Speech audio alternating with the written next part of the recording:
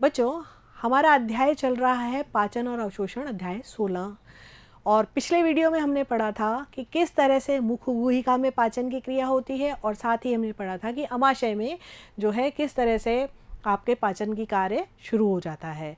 और मुख गुहिका से जो है बोलस के रूप में भोजन जो है वो ग्रसिका से होता हुआ अमाशय के अंदर पहुंचता है ना।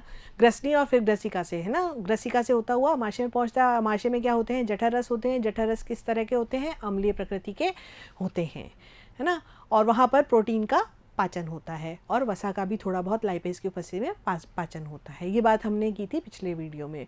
और साथ ही हमने दिए थे 2 प्रश्न आपको असाइनमेंट के रूप में। आशा है आप लोगों ने कर लिए होंगे, तो आइए बात करते हैं उनके बारे में। पहला प्रश्न था अंतर्ग्रहण किसे कहते हैं। तो अंतर्ग्रहण आपको बताया गया था कि मानव या जो भी जंतु हैं वो भोजन को जो मुख द्वारा ग्रहण करते हैं उसे अंतर्ग्रहण कहा जाता है। दूसरा प्रश्न था जठररस का माध्यम कौन सा होता है।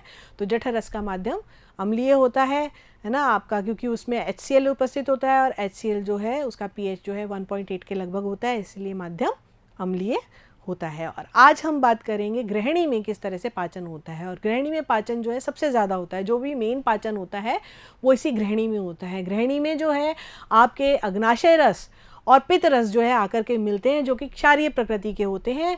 और यहाँ पर भोजन का माध्यम अम्लीय से क्षारीय हो जाता है ना।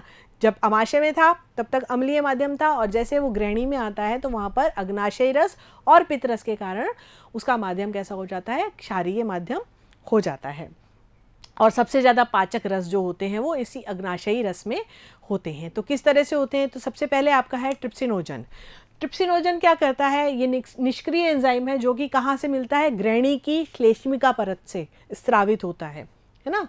उसके द्वारा वहाँ पर कौन सा होता है? एंटेरोकाइनेज। कौन सा एंजाइम होता है? एंटेरोकाइनेज। तो आपका प्रश्न ये पूछा जा सकता है कि एंटेरोकाइनेज जो एंजाइम है ये कहाँ से स्रावित होता है। तो आपको बताना पड़ेगा कि ग्रहणी की श्लेष्मिका परत से स्रावित होता है। और फिर ये जो एंटेरोकाइनेज है ये क्या करता है? ट्रिप्सिनोजन को किस में बदल देता है? सक्रिय ट्रिप्सिन में बदल देता है। यानी अब ट्रिप्सिन जो है क्या करेगा? ट्रिप्सिन जो है वो आगे काइमोट्रिप्सिनोजन को किस में बदल देगा? काइमोट्रिप्सिन में परिवर्तित कर देगा। और ये दोनों मिलकर के क्या करते हैं? ये दोनों एंजाइम प्रोटीन, प्रोटियोज और प्रोटीन्स पॉलीपेप्टाइड किस में बदल देते हैं? पॉलीपेप्टाइड्स में। प्रोटीन्स को और प्रोटियोजेस को किस में बदल देते हैं? पॉलीपेप्टाइड्स में बदल देते हैं। और कार्बोक्सीपेप्टिडाइजेस ये क्या करता है? ये भी निष्क्रिय प्रकार का होता है, लेकिन ट्रिप्सिन वो एंटेरोकाइनेज के द्वारा क्या कर दिया जाता है? इसको सक्रिय कर दिया जाता है, ट्रिप्सिन और एंटेरोकाइनेज के द्वारा, है ना। और ये कार्बोक्सीपेप्टिडेज में परिवर्तित हो जाता है। और ये कार्बोक्सीपेप्टिडेज अब क्या करता है? पॉलीपेप्टाइड्स को किस में बदल देता है? अमीनो एसिड्स में बदल देता है। ये देखिए, पॉलीपेप्टाइड्स, कार्बोक्सीपेप्टिडेज, अमीनो एसिड्स में इसको बदल देता है। तो ये क्रिया जो जिस तरह से ये एक एक करके चल रही है, आपको इसी तरह से इसको ध्यान में रखना है। फिर एमाइलेज क्या करता है? एमाइलेज जो होता है स्टार्च को ग्लाइकोजन, है ना, उसको किस में बदल देता है? ग्लाइकोजन को माल्टोज में बदल देता है। स्टार्च प्लस ग्लाइकोजन को एमाइलेज किस में बदल देता है? माल्टोज में बदल देता है।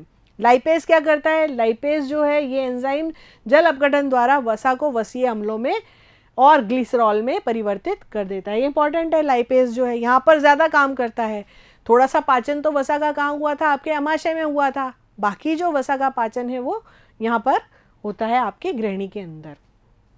फिर न्यूक्लियोएजेस, ये 2 प्रकार के होते हैं, आपको ध्यान है। न्यूक्लियोक एसिड जो होते हैं आपके DNA और RNA, है ना, DNAs और RNAs। तो न्यूक्लिक अम्ल जो है वो न्यूक्लियेसेस के साथ किस में पहले तो बदलता है? न्यूक्लियोटाइड में, और फिर उसके बाद न्यूक्लियोसाइड में परिवर्तित हो जाता है। इस प्रकार ग्रहणी में भोजन का लगभग पूर्ण पाचन हो जाता है।